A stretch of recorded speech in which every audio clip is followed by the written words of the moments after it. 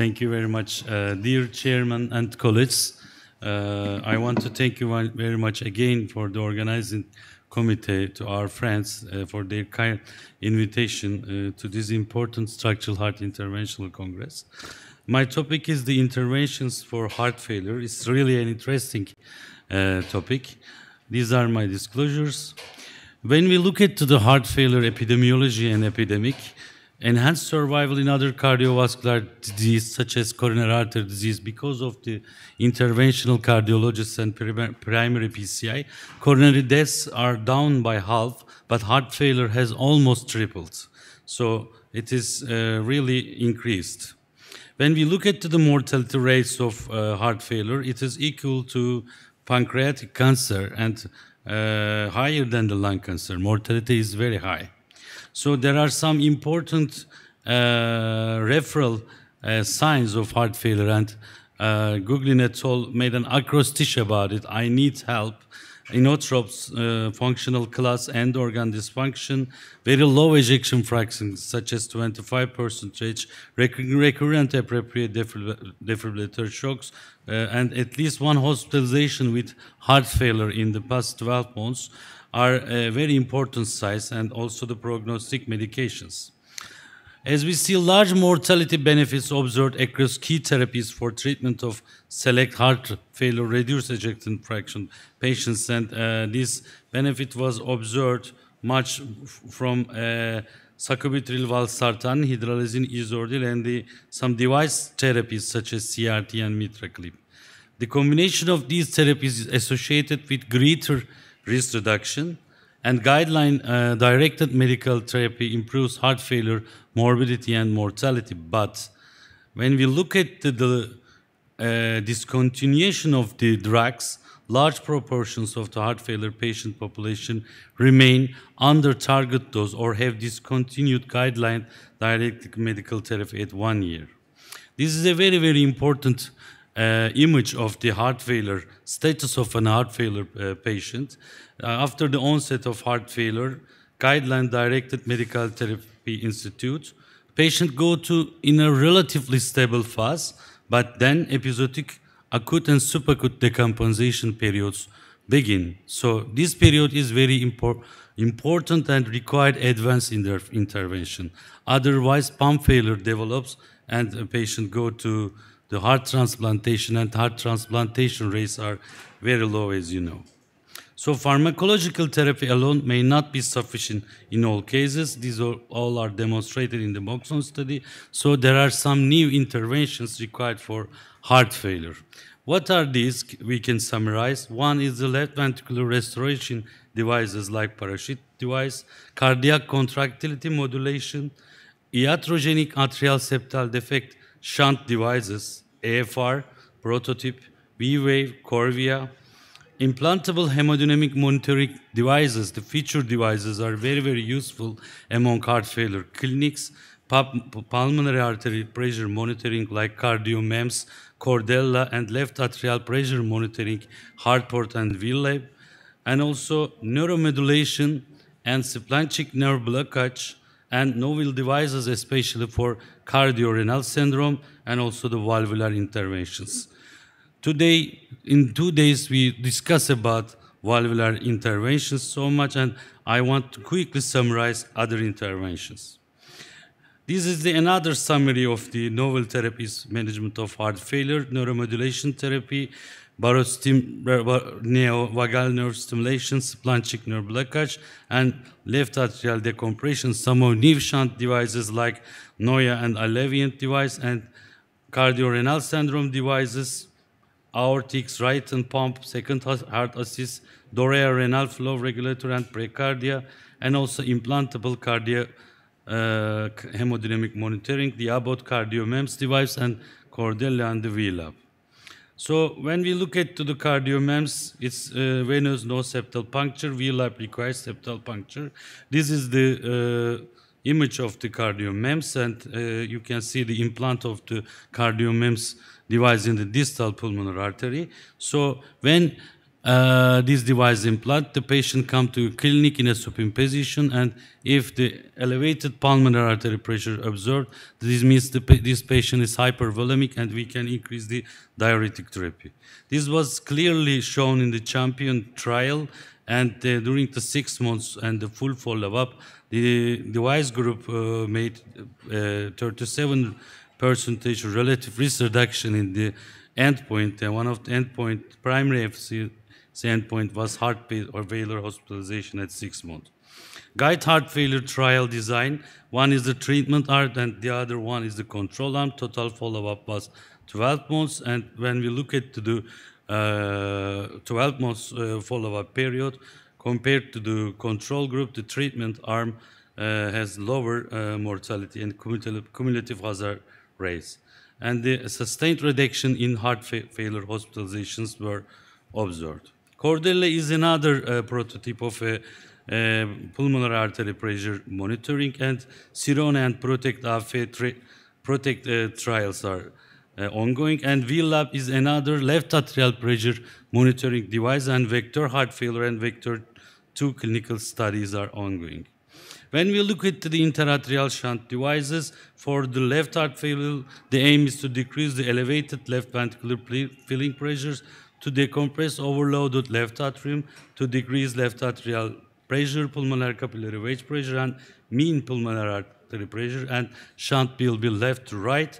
And conversely, in the patient's pulmonary hypertension group, the aim is to decrease right atrial pressure, since the patients with right atrial pressure has the higher mortality rates, and to make the shunt to right to left. The prototype is the Occlutech atrial flow regulator in Europe, and the Corvia in the United States, and the V-Wave. When we look at the devices, in the first generation of V-Wave, there was occlusion risk at 12 months, but the new second generation is created, and trials are ongoing, relieve heart failure. Corvia, it was a disappointed trial to reduce left atrial pressure like the renal denervation trial, but there are a lot of problems for the patient selection, like patients with combined pulmonary and isolated post-systolic hypertension. So these all group will be re-examined. Device fenestration is 8 millimeter, and positive results were observed in the AFR PRELIEVE trial, and implantation is very easy, and no embolization was observed during the follow-up. This is another new device which we can put the device between coronary sinus and the left atrium, test septor shunt device. Noya interatrial shunt device of Edwards company, and you can see the left atrial and right atrial part, and the no implant shunt approaches are coming, like Alevian system and intershunt percutaneous atrial shunt system.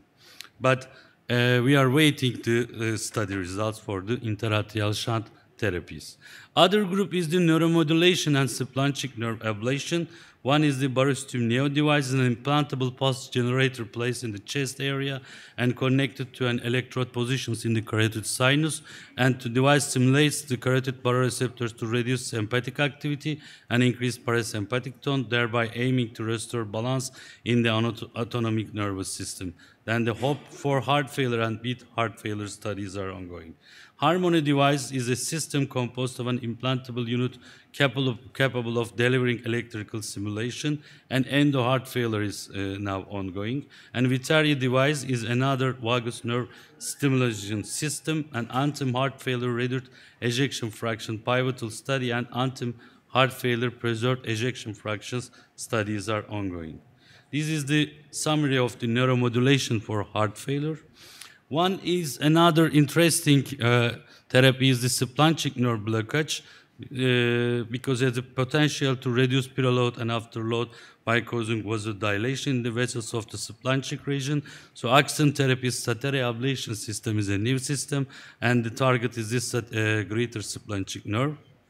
And some of the devices like intra-aortic balloon pumps or Impella, like in acute heart failure, some chronic heart failure devices are developed to increase renal perfusion pressure like aortic Rayton catheter pump, second heart devices. These are investigational devices, and Dorea renal flow regulatory revamp device like precardia.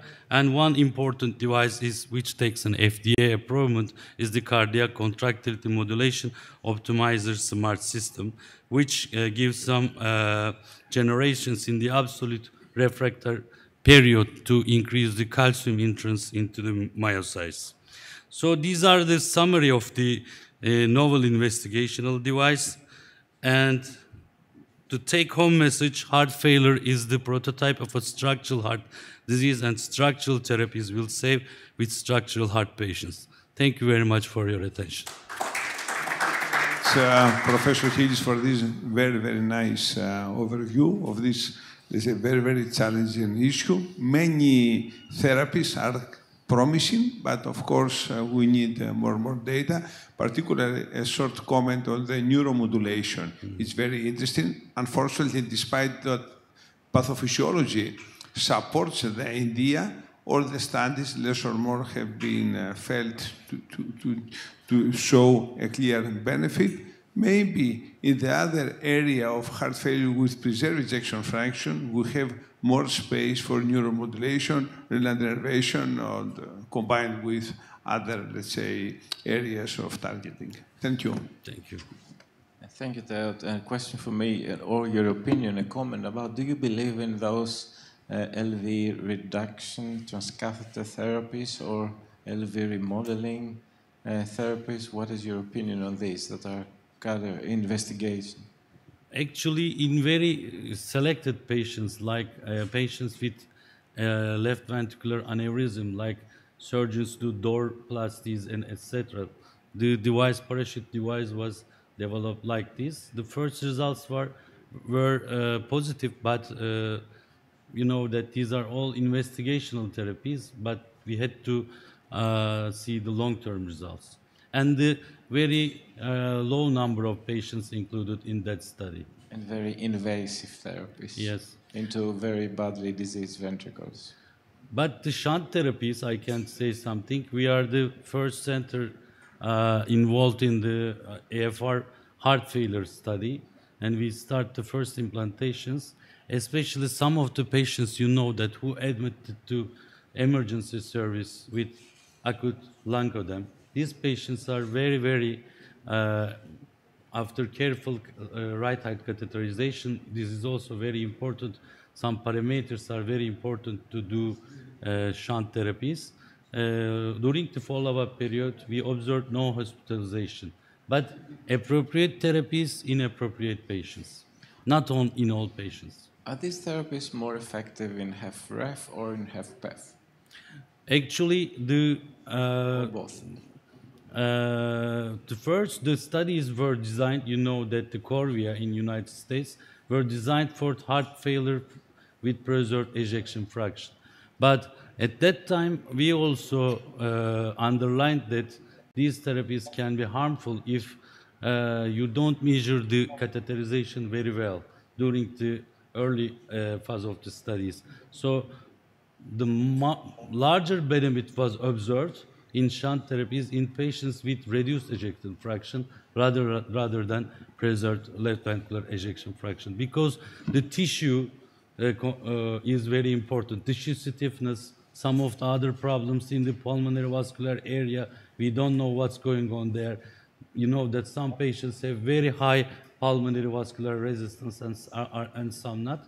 So I think the shunt therapy for heart failure is appropriate for patients with, for example, acute lung edema who are admitted to do emergency service with heart failure. A last comment. The problem with the patients with heart failure that they have already undergone a number of procedures. Some of them TAVI, mitral clip, tri-clip, ICDs. So for me, it would be very interesting to see a new interventional therapy without leaving anything behind it. Yes. This is the ideal therapy for interventional therapy for heart failure patients, for every patient, but particularly for heart failure patients, in order to avoid any extra risk with one more tool that have been implanted in their heart. Yes.